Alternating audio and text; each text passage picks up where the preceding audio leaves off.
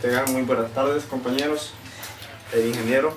En esta tarde les voy a dar a entender un poco, a conocer lo que es termodinámica. Esta palabra está dividida por dos. Se puede decir que termo significa calor, dinámica significa poder. Bueno, les voy a explicar un poco los temas de termodinámica, que está dividido en subtemas. En este momento el tema seguiría segunda ley de la termodinámica y el ciclo Carnot.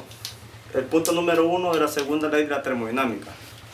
Punto número 2 sería el nivel de energía. Y el punto número 3, la segunda ley de la termodinámica en el caso del ciclo Carnot.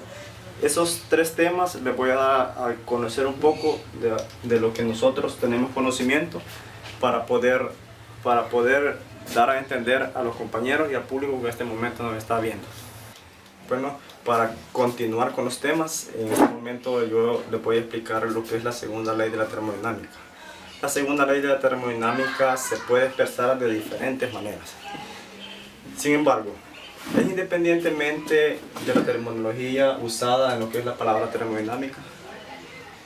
El propósito de esta ley, de esta segunda ley, es dar el sentido o la dirección a los procesos de transferencia de calor, ya que en la segunda ley estudia o nos da a entender la transferencia de calor.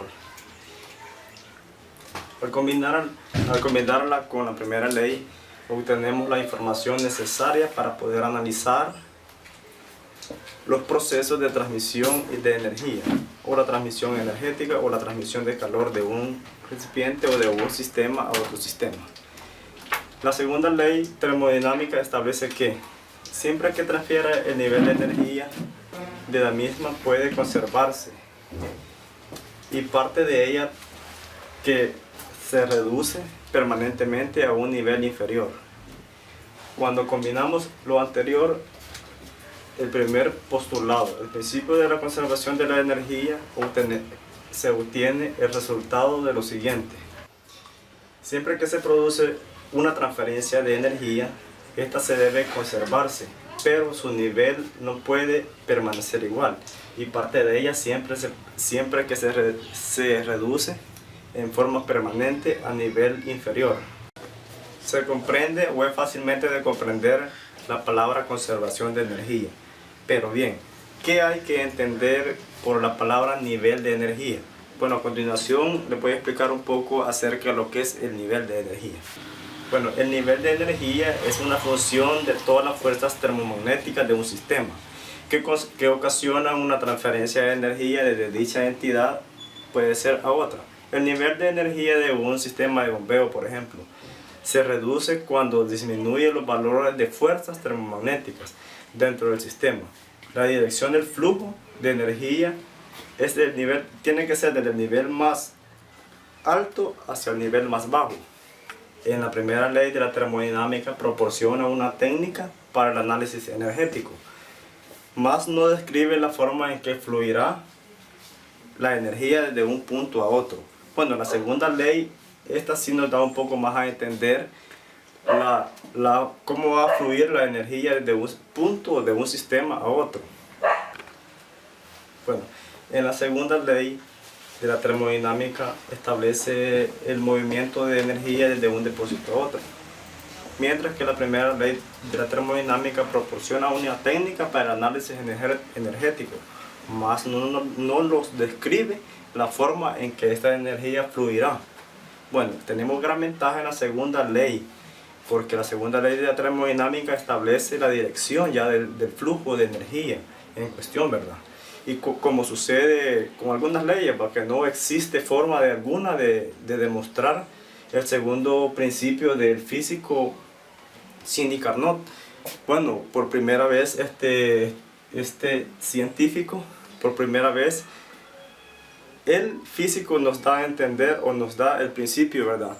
Que las máquinas de vapor no podrá haber producción de alguna de trabajo, al menos que al menos de que exista una producción de flujo de vapor de un sistema a otro, de un sistema de vapor a otro sistema, ¿verdad?, térmico, de alta temperatura, hacia otro. Mientras sea al menos que exista un flujo de calor de un sistema térmico de alta temperatura hacia otro sistema térmico de temperatura baja o temperatura inferior, ¿verdad? Observó además que el trabajo producido es una función de la diferencia de temperatura entre una temperatura alta y otra temperatura baja. Bueno, continuando con los temas de termodinámica, tenemos acá un ejercicio preparado para poderle explicar a los compañeros de la Universidad Latinoamericana y también al público que en este momento nos está escuchando. Bueno, el enunciado del ejercicio dice: un motor a gasolina utiliza 10.000 joules de calor para producir un trabajo de 2.300 joules de trabajo por ciclo. El calor proviene de quemar gasolina, que tiene un calor de combustión L sub C de 42.000 joules. Bueno, el ejercicio está enfocado en calcular la eficiencia térmica del sistema como punto número 1. Como punto número 2 nos pide cuánto calor se desecha o pierde por ciclo. ¿Qué masa de gasolina se quema en cada ciclo? Sería el inciso 3.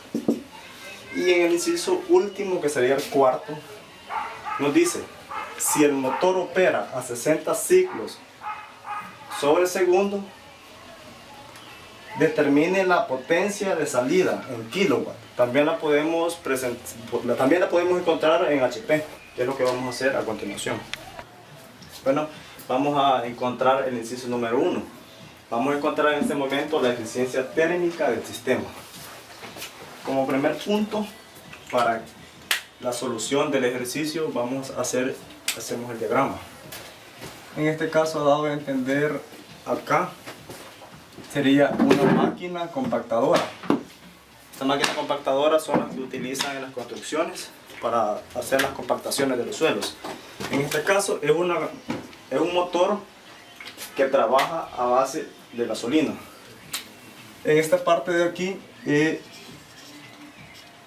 la fuente de calor va a ser L sub C. El trabajo aplicado sería esta parte de acá. Y como sabemos que toda máquina jamás trabaja a un 100%, se podría decir, siempre hay una pérdida de calor. Como solución, buscamos las ecuaciones que nos van a servir para poder desarrollar este ejercicio. Tenemos lo que es el trabajo, que el enunciado nos dice que es de 2.300 joules. Y tenemos el calor aplicado al sistema, que son 10.000 joules. Para encontrar la eficiencia térmica, tenemos que hacer la diferencia entre el trabajo entre el calor aplicado al sistema, menos 1, el calor que se pierde, el calor que sale del sistema, entre el calor aplicado, que sería este de acá. Entonces, hacemos la división de el calor del sistema, que son 10.000 joules. 10.000 joules. Oye, yo me equivoco.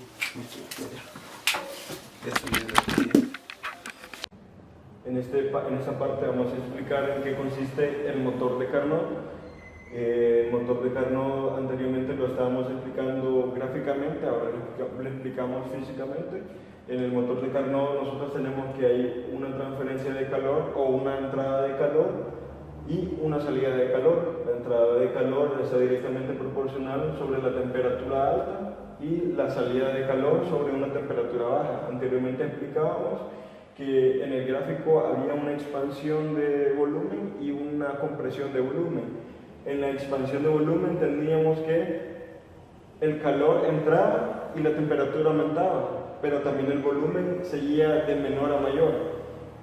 Para la compresión teníamos que el calor de salida iba amarrado directamente con la temperatura baja. el cual el volumen se reducía para el ciclo de Carnot. Para ello dice el ciclo de Carnot que para realizar esto necesitamos hacer un trabajo. El trabajo nosotros en este caso lo define como el calor de entrada menos el calor de salida.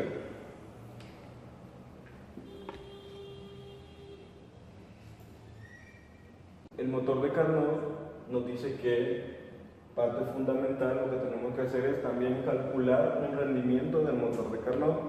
Para ello nos dice que el trabajo es dividido entre el calor de entrada, a eso es igual o lo podemos hacer diferente que el calor de entrada menos el calor de salida entre el calor de entrada. Si lo queremos ver más simplificadamente, es 1 menos la temperatura baja entre la temperatura alta. Más adelante lo vamos a aplicar en un ejercicio, el cual nos vamos a dar cuenta que se ve afectado directamente el rendimiento con la temperatura alta, ya sea alta o baja. En este caso, nosotros vamos a revisar ciertos términos antes de hacer un ejercicio, el cual el ciclo de Carnot pide revisarlos anticipadamente. Al inicio tenemos un ciclo de AB, lo cual está siendo afectado por un calor de entrada. A ese calor de entrada nosotros lo definimos como positivamente. Recordemos que el volumen ha incrementado, por lo tanto el trabajo ha sido positivo también. Luego de ello tenemos un lado BAC. El lado BAC, recordemos que se le llamaba una expansión adiabática. Adiabática, recordemos que no hay transferencia de calor con el exterior, por lo tanto el calor o temperatura de este lado será cero, pero tendrá un trabajo positivo. Recordemos que el volumen ha sido aumentado un poco más, por lo tanto el trabajo positivo. Luego tenemos un lado CAB. El lado CAB dice que hay un calor de salida. A ese calor de salida se ve afectado negativamente, por lo tanto nosotros tenemos que CAB es una temperatura negativa. Así como el trabajo, recordemos que el trabajo está en compresión, por lo tanto es un trabajo negativo. Como parte final tenemos DA, lo cual dice que DA tenemos un calor o temperatura cero, por lo que también es una compresión adiabática. Entonces la temperatura en ese caso sería cero y el trabajo sería negativo, porque recordemos que está en un proceso de compresión que prácticamente el gas está siendo casi nulo. Bueno, yo voy a explicar un poco sobre el ciclo de Carnot. El ciclo de Carnot fue inventado por el físico Carnot, un proceso que él denominó reversible con 4 etapas. Para ello nosotros vamos a entenderlo de una mejor manera, con un gráfico donde las variables son presión y volumen, de cual tenemos unos lados A, B, C y D, de lo cual se denomina que esas son las 4 etapas o los 4 ciclos que este ciclo de Carnot ha definido. Para ello también tenemos una TC, que es una temperatura constante, pero mayor a la TF. TF sería una temperatura baja, pero que también es constante. Para ello también definimos que hay una transferencia de calor positiva, que en este caso es la de entrada, y tenemos una transferencia de calor baja, que en este caso sería la negativa, pero sería de salida. Para ello nosotros vamos a entenderlo de mejor manera explicando los lados de cada ciclo. Inicialmente tenemos una expansión isotérmica. ¿Expansión por qué? Porque el volumen ha incrementado de acuerdo a ese ciclo, pero la temperatura ha sido constante.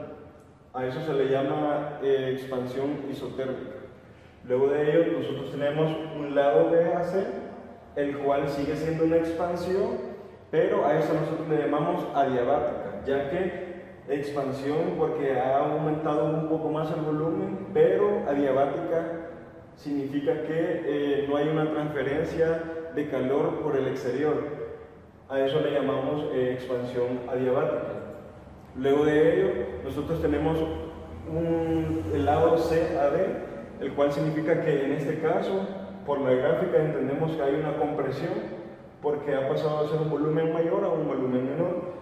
A eso se le llama compresión isotérmica, ya que isotérmica entendemos que, a diferencia de la temperatura constante de arriba, esta temperatura ha sido más baja.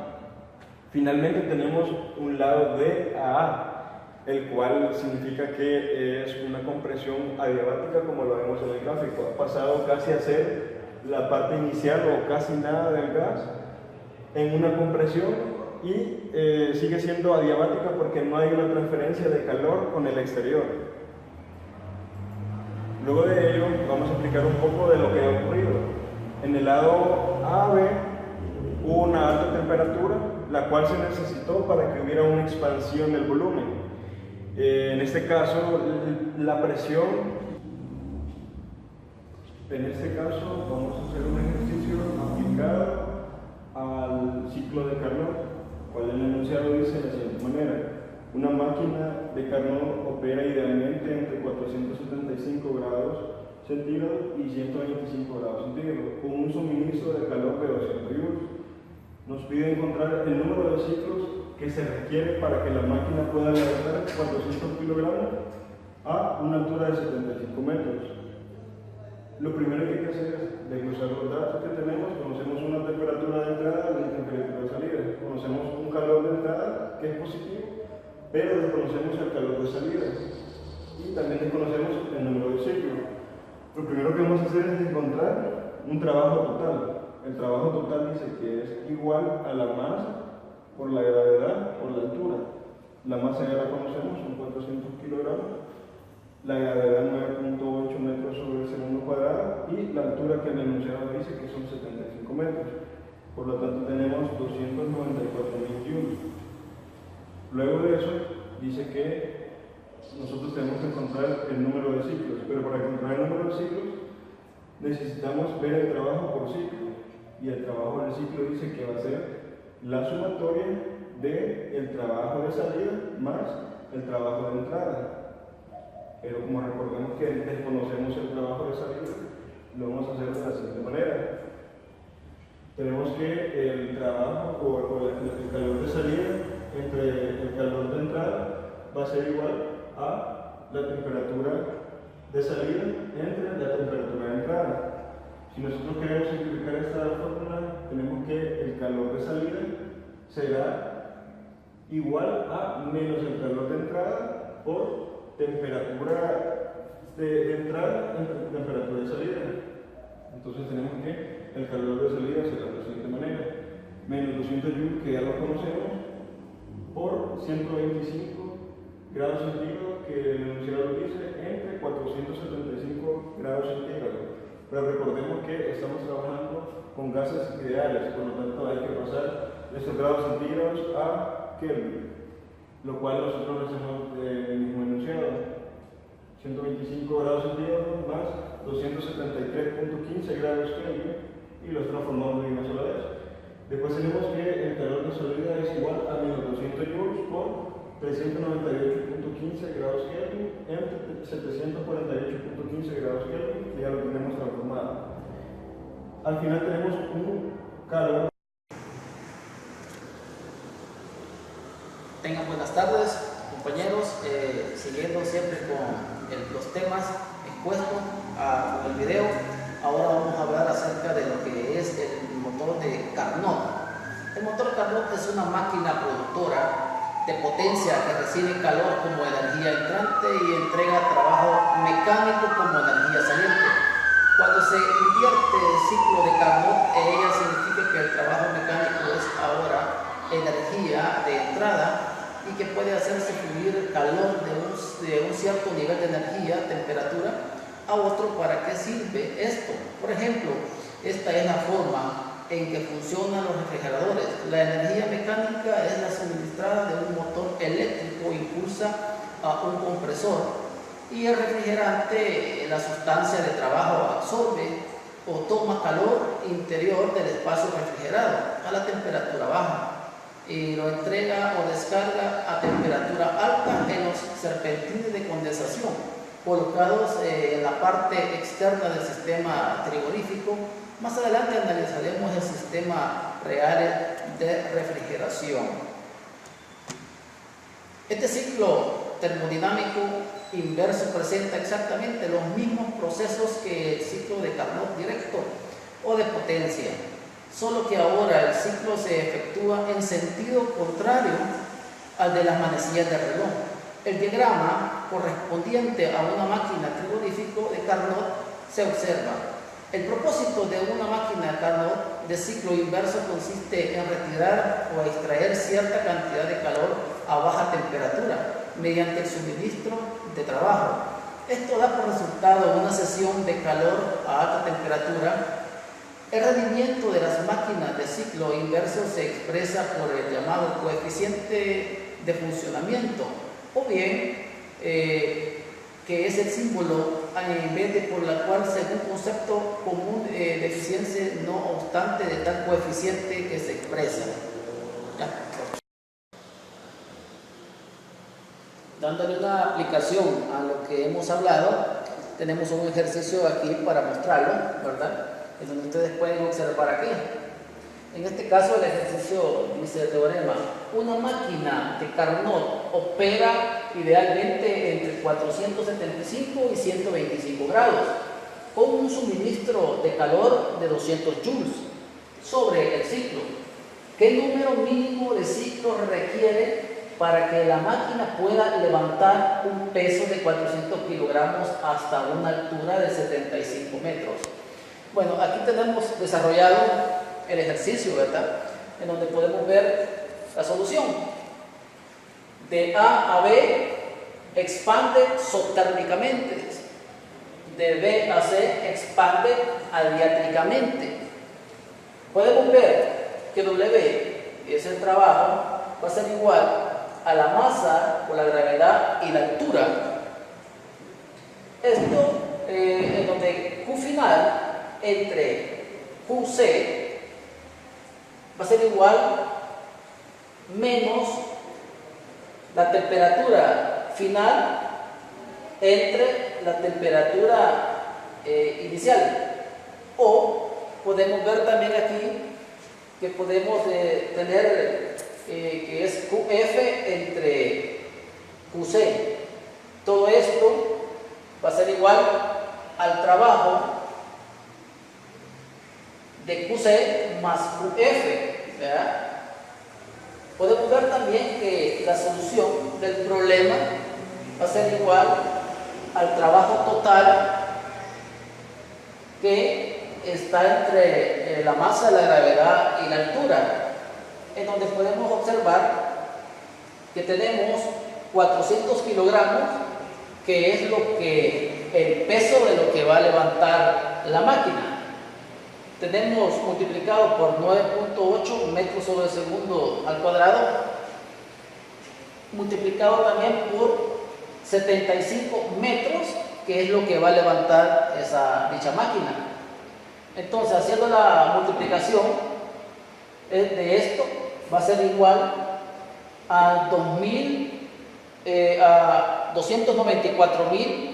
joules, ¿verdad? Que es el trabajo utilizado. Y podemos ver que la Q final entre la Q inicial va a ser igual a la temperatura final entre la temperatura inicial. Esto va a ser igual a QC, ¿verdad? Temperatura final entre temperatura inicial. Y esto va a ser igual que QF, dice que va a ser menos 200 joules. Y todo esto lo tenemos que sería 125 grados Celsius más 293.1.15 grados Kelvin sobre 475 grados Celsius más 273.15 grados Kelvin. Haciendo las multiplicaciones y todo eso, entonces tenemos que QF va a ser igual a menos 200 por, tenemos 398.15 Kelvin entre 748.15 Kelvin. Entonces, cuando hacemos la multiplicación y división, tenemos que lo que él pide dice que el número mínimo mínimo de ciclos requiere para que la máquina pueda levantar un peso de 400 grados hasta una altura de 75 metros. Entonces sería el número mínimo de ciclos es de 3.141 ciclos. O sea, ya teniendo números de ciclos WR sobre W, esto va a ser igual a 2.94 por 10 a la 25 joules sobre 936 joules.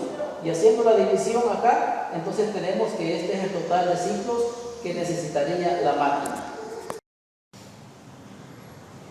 Primer corolario de la segunda ley. La diferencia de la primera.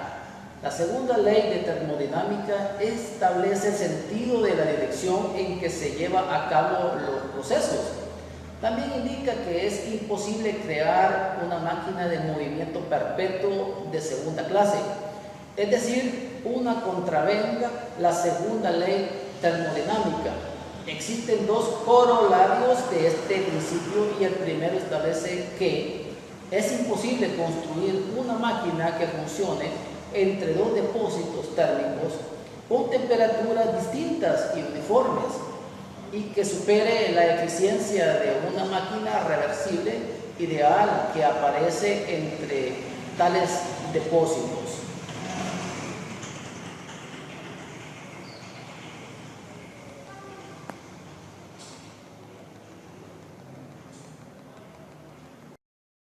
Corolario de la segunda ley. A diferencia de la primera, la segunda ley de termodinámica establece el sentido a la diferencia en que se llevan a cabo los procesos. También indica que es imposible crear una máquina de movimiento perpetuo de segunda clase, es decir, una contravenga la segunda ley de termodinámica. Existen dos corolarios de este principio y el primero establece que es imposible construir una máquina que funcione entre dos depósitos térmicos con temperaturas distintas y uniformes y que supere la eficiencia de una máquina reversible ideal que opere entre tales depósitos. Para seguir hablando de lo que es de las leyes termodinámicas, vamos a explicar un poco de la parte del segundo corolario de la ley de termodinámica. Para esto, primero es bueno definir un poco sobre lo que son las máquinas reversibles. Estas se definen que pueden operar en ambos sentidos, esto es, tanto con motor como refrigerador. Esta máquina debe de funcionar describiendo una serie de procesos, cada uno de los cuales debe ser reversibles. Esto es, son procesos cuyo sentido de evolución puede invertir mediante un cambio infinitesimal de las condiciones del entorno. El concepto de máquina reversible, como el de proceso reversible, es una idealización, debido a que estas máquinas no existen en el mundo real, simplemente tienden a ser máquinas irreversibles, pero cada vez más perfeccionadas. Bueno, ya para hablar de lo que es el segundo corolario, este expresa que todas máquinas reversibles presentarán la misma eficiencia cuando operen en los mismos dos depósitos térmicos de temperaturas constantes. La demostración de este derivado define de lo anterior. Dice que supongamos que resulta paso en caso particular y demostramos luego que a consecuencia de ello se obtiene una máquina de movimiento perpetuo de segunda clase. Bueno, para hablar de escalas de temperatura de termodinámica, es primero hacer una definición sobre la ley cero de termodinámica. Se dice que cuando dos cuerpos están en equilibrio térmico, cuando al ponerse en contacto sus variables de estado no cambian. En torno a esta simple idea se establece la ley cero de termodinámica. Cuando analizamos la ley cero de termodinámica, se vio que la temperatura podía medirse observando el cambio de magnitud de una propiedad. Generalmente se trata de la variación en el volumen de masa o de algún otro líquido que contenga un termómetro. En el caso más peculiar podría explicarse lo que es el mercurio. Se han elaborado escalas de temperatura mediante el empleo de ciertas propiedades de diversas sustancias. Las escalas podían hacerse concordar o normalizarse en los puntos de ebullición y congelación del agua, pero diferían en otros niveles de temperatura. Cuando hablamos de escala de temperatura, también es bueno saber que existen diversos tipos de termómetros. En nuestra naturaleza no existe un material que dé respuesta acertada bajo todas las condiciones ambientales y físicas de nuestro mundo. Por tal razón, se hace necesario contar con una variedad de termómetros que permita obtener el valor de la temperatura de distintos fenómenos físicos o ambientales. Entre los más comunes que podemos observar pueden ser los termómetros clínicos, termómetros metálicos, termómetros de resistencia, termómetros de máxima y mínima, etc. Lo que se necesita para construir un termómetro son puntos finos, es decir, procesos en los cuales la temperatura permanece constante. Algunos ejemplos de procesos de este tipo son el proceso de ebullición y el proceso de fusión. Los puntos generalmente utilizados en el proceso de ebullición y de solidificación de alguna sustancia durante los cuales la temperatura permanece constante. Existen varias escalas para medir temperatura. Las más importantes son la escala de Celsius, la escala de Kelvin y la escala de Fahrenheit. Para la escala de Celsius se toman puntos fijos, los puntos de ebullición y de solidificación del agua, a los cuales se les asigna valores de 100 y ceros respectivamente. En esta escala, estos valores se escriben como 100 grados y 0 grados. Esta unidad de medida se lee grados Celsius y se denota por una letra C. Para la escala de Kelvin fue establecida por la escala Kelvin, donde el valor de 0 grados corresponde al cero absoluto, temperatura en el cual las moléculas y átomos de un sistema tienen la mínima energía térmica posible. Normalmente lo vamos a ver detallado por la fórmula que la temperatura en Kelvin va a ser igual a la temperatura de Celsius más 273.15. En la escala de Fahrenheit, en esta escala también se pueden y se utilizan puntos fijos para construirla, pero en este caso fueron los puntos de solidificación y de ebullición del cloruro amónico en agua. En estos puntos se marcaron con los valores 0 y 100 respectivamente. La unidad de esta escala se llama grado Fahrenheit y se denota por la letra F. Se le va a explicar un ejercicio donde se pueda ver la definición exacta de lo que son las escalas de temperatura, pudiendo pasar lo que es la temperatura corporal del cuerpo a una diferente escala. Para obtener una mejor definición sobre las escalas de temperatura, hemos planteado el siguiente problema, que dice que la temperatura del cuerpo es igual a 37 grados Celsius. Lo que se me pide aquí es encontrar los grados en Fahrenheit. Para esto es necesario primero plantear los datos que se nos da en el ejercicio, ¿verdad? Que son la temperatura en Celsius y la temperatura en Fahrenheit, que son los grados que necesitamos encontrar. Simplemente para este tipo de problemas vamos a utilizar la siguiente fórmula, donde los grados Fahrenheit va a ser igual a 9/5 de los grados Celsius más 32. Los grados centígrados fácilmente se pueden ser tomados con los termómetros que hemos mencionado anteriormente. Después de establecer ya la fórmula, vamos a sustituir los datos.